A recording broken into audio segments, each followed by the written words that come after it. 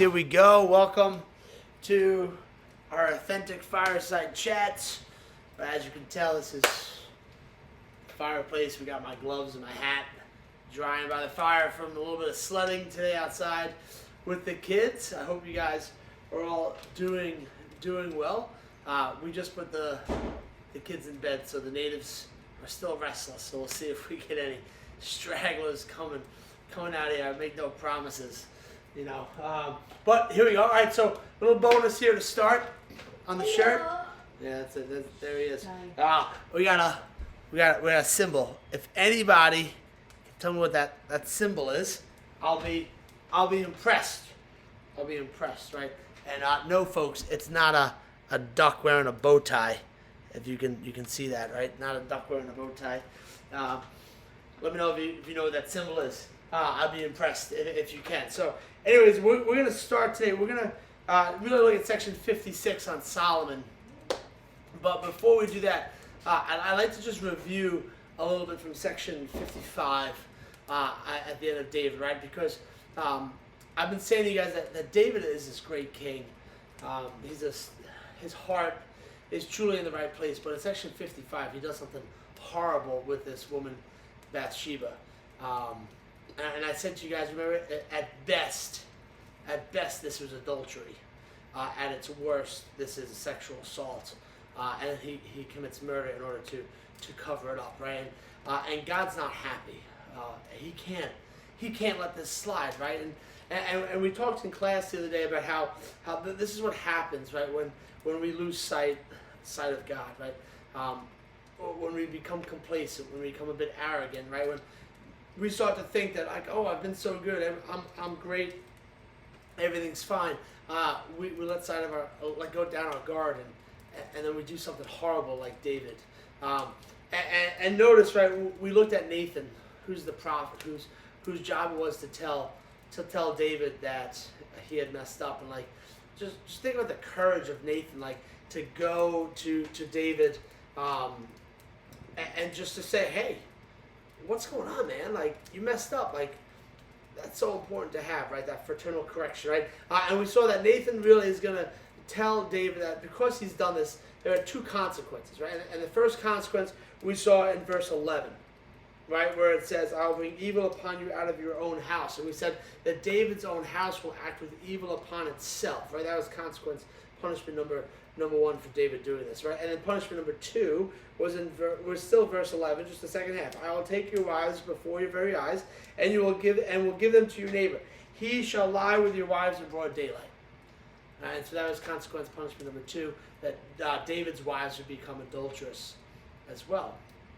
And that's kind of where we left off for most people, right? And I just want to just notice, and I say this again, that in verse 13, we see what makes David so great. It's not that he was perfect. It wasn't that he was a great dad or, like he was always focused on God. What made David the great king is verse 13, right? As soon as Nathan points out David's sin, notice what it says in verse 13. You should highlight the first part of verse 13 there, where it says, then David said to Nathan, highlight this, I have sinned against the Lord. Right, just highlight that. All right, and just put this note, right, that David recognizes his sin and will ask for forgiveness. Right, as soon as Nathan confronts David and points out David's sin, he doesn't make excuses, he doesn't rationalize it, he doesn't go, oh, well, I didn't know what else to do, right, Bathsheba was okay with me doing it, right, or, no, he just says, you're right, Nathan, I've messed up, I've sinned, I need forgiveness. That's what makes David so great, right? Is that when he does mess up, he immediately asks for forgiveness. And I've said to you guys this before, that the Christian life is not so much about being perfect, but about recognizing our imperfection and go to confession to make it right. All right, and so then we see in the second half of verse 13, right, Nathan responds to David. Highlight this part also, where he says, for this part, the Lord has removed your sin. Right? Does God forgive David? Yes. Right? So just put that down, that God will forgive David. However, there are repercussions. Right? There's still going to be a third punishment. Right? The third punishment to his sin. Right? And just write this down. Punishment 3 the child of David and Bathsheba will not survive. Right, will not survive. All right, so just write that down. Punishment 3: the child of David and Bathsheba will not survive. All right, and now you think like, well, he said, "I'm sorry, God forgave him." Like, what's going on with this? Like, guys, there's no such thing as personal sin, right? Sin is like the stone that you throw into the lake that ripples out everywhere. Long after that stone is gone and sunk, that ripple from the water is affecting other outside areas of the pond, and that's what we see going on here with David's sin. All right. And so that's exactly what's going to happen. Bathsheba will give birth to the child. The child's not going to survive, right? Infant mortality rates were very high at the time of King David in the ancient Near East, right? So it was a terrible thing. All right. But once again, Bathsheba and David will have a second son. So now we'll skip down to verse 24, and we're going to name him what? What are we going to say? Anybody know the name of David and Bathsheba's second son? Say it out loud. Nobody said it. Why don't we say it? Go ahead. Yes, very good. Solomon. Solomon, right? So highlight verse 24, just highlight the name Solomon, right? And just put down the note, this is the second child of David and Bathsheba, right? And David is going to make the promise to Bathsheba that because of all that she has suffered, this child, Solomon, will be king. All right, so he'll promise Bathsheba that because of all the things that he's done to her, right, as far as enticing her to commit adultery, right, having her husband killed, the firstborn child dying, and some form of restitution for all of her suffering, he's going to promise her that this child, Solomon, will be king afterwards. All right? And so once again, folks, in the commentary, it's like the fourth, fifth line down, just once again highlight what makes David such a great leader is that once he is made aware of his wrongdoing, he immediately repents. All right? All right, fantastic. So that's everything we need to know from 55. Let's jump to 56 and do King Solomon. So if I can get my act together, I'll put some of these screenshots with the highlights into Schoology for you. Otherwise, you guys got to, just highlight and listen as we go along here, folks, right? You got to stay engaged. All right, so chapter 3, right, we're introduced to Solomon, right? And notice how it starts. It starts off, right? That Solomon allied himself by marriage with Pharaoh, king of Egypt.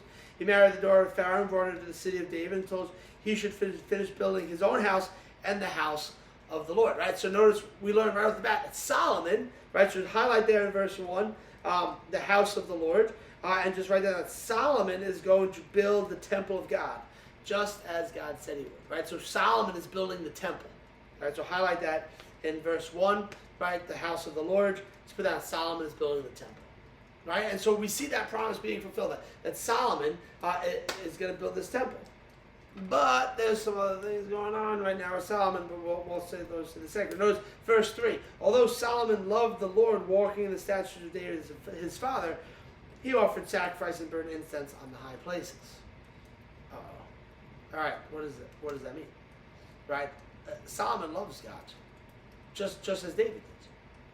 But he also, in addition to worshiping God, is going to burn incense on the high places, which is in reference to all these false gods, right? All the neighboring nations would have built altars on the high places, up in the mountains, not in the temple.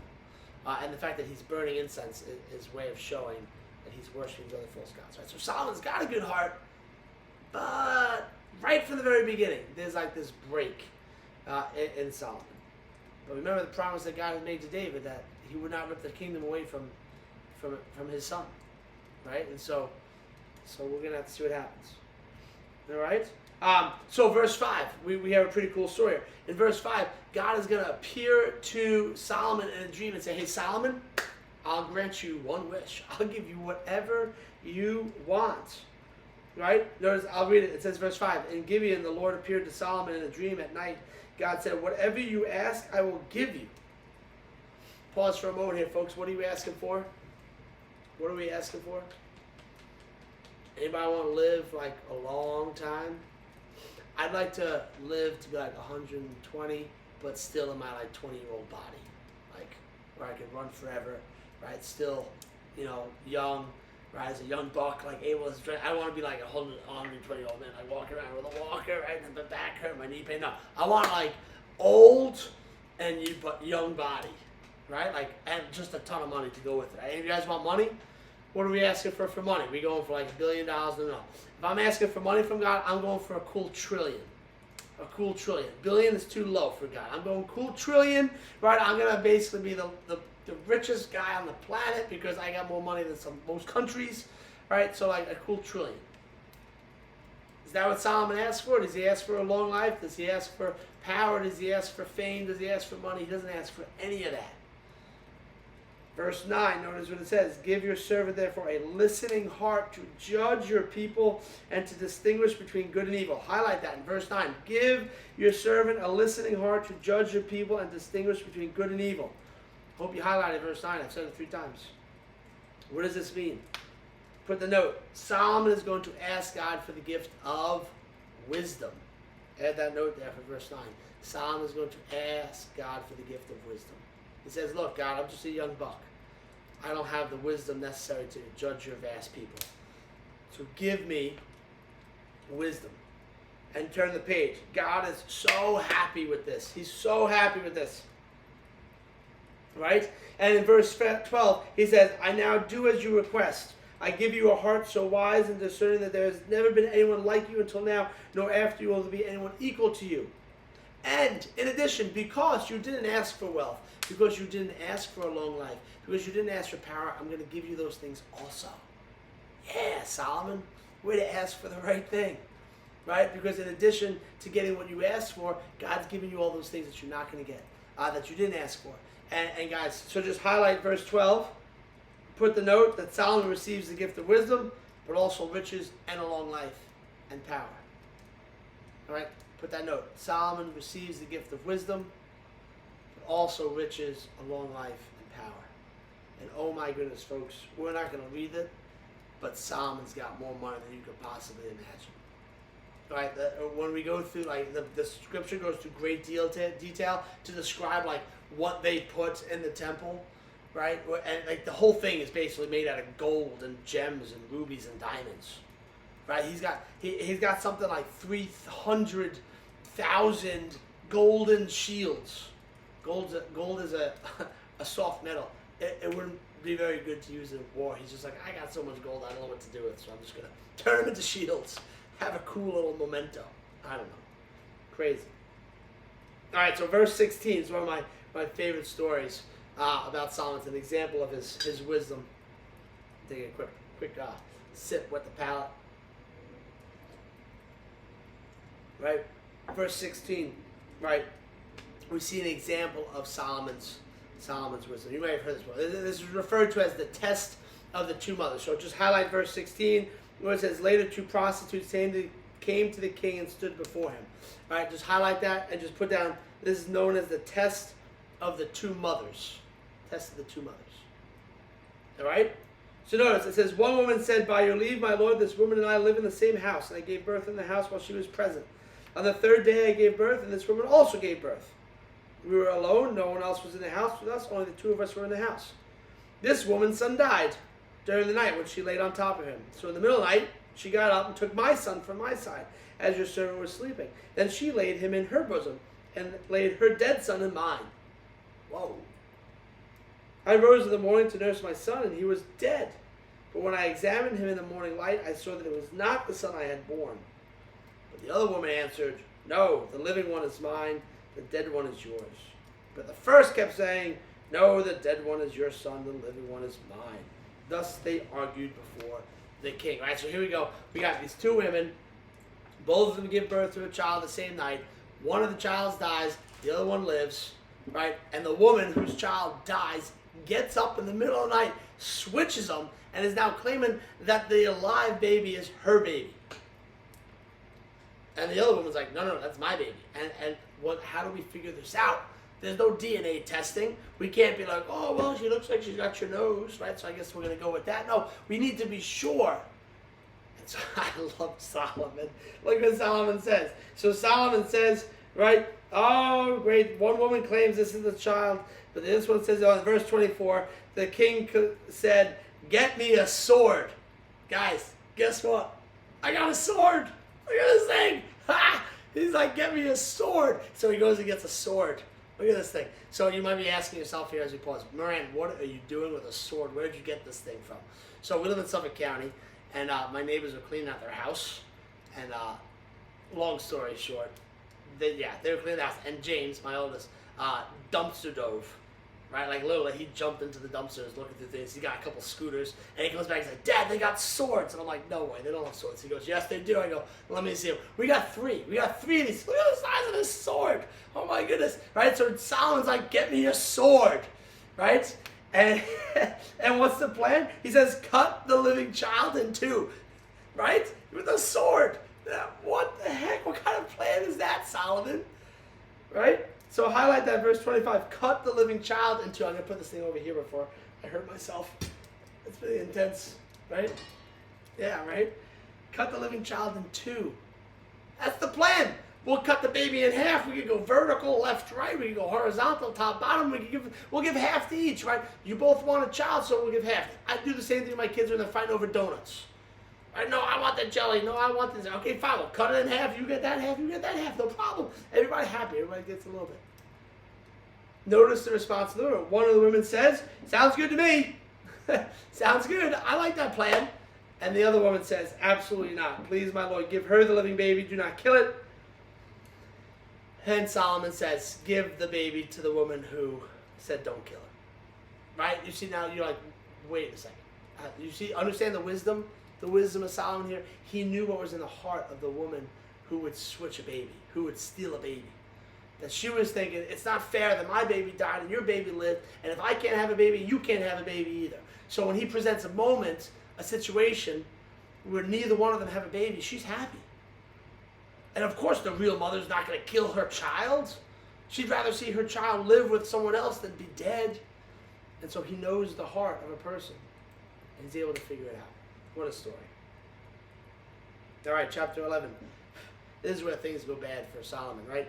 So notice Solomon, all right, it says in chapter 11, verse 1, Solomon loved many foreign women. Now that's not bad.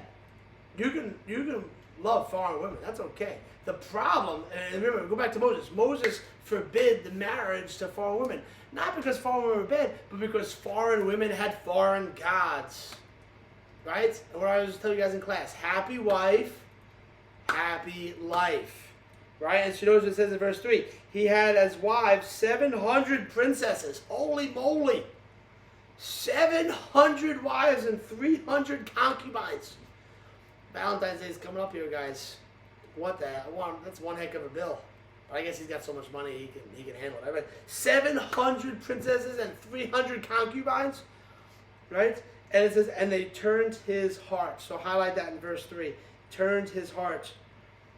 And just put this down, that Solomon begins to follow other gods. Foreign women is not the problem. It's that foreign women have foreign gods, and these foreign women are going to turn his heart away from God. Happy wife, happy life. He's got so much money. He's like, no big deal. You want me to build an altar to your God? Sure, honey. I'll build an altar and burn some incense over here. You want an altar to your God? Sure, over here. A little incense for that one too. Like, whatever. Right? Happy wife, happy life. Right, guys, like this is bad stuff, right? We may be asking, why is it that the worship of all these false gods is so bad? Right? Notice in verse 7, it says, Solomon built a high place to Chemosh, the abomination of Moab, and to Molech. Highlight Molech. Now you've been wondering, like, well, what's so bad about worshiping these false gods? And I've mentioned to you guys before that false gods have terrible ways of worshiping them. And the people believed that Molech demanded, and you should highlight this, where you should highlight Molech, right? And just say this, Molech demanded that a person sacrifice their child to worship him. You understand that? So why is the worship of false gods so bad? Yes, is it bad because we're worshiping someone other than God? Absolutely.